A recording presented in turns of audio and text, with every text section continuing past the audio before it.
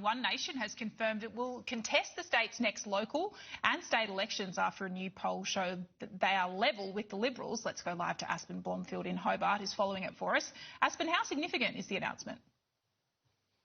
Yeah, Trudy, One Nation is currently registered in every single Australian state except for Tasmania. All that is about to change. The political party is registering down here on the Apple Isle to compete at the Legislative Council and local government elections this year. At the helm, Pauline Hanson's daughter, Lee Hanson. You might remember that Lee Hanson contested a Senate spot down here in Tasmania last year at the federal level. Ms Hanson received about 5% of the poll, but that hasn't deterred her. One Nation, of course, they received that poll earlier in the week, which showed them on track with the Liberals. Now, after last year's tilt at the Senate, Lee Hanson started working out of Sydney. New South Wales Senator Sean Bell. That's where our camera crew caught up with her this morning. Let's take a listen. The Liberals have become too moderate. They're Labor light.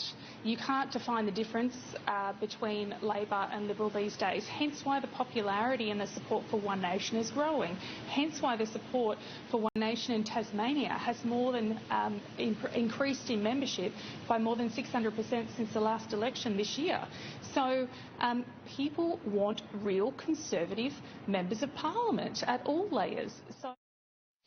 Now, Lee Hanson has made sure to say that she is not the same as her mother. In fact, this morning, speaking to Sky News, Lee Hanson said she supports hydro energy down here in Tasmania. That form of renewable energy, of course, makes up most of the state's energy supply. Let's take a listen.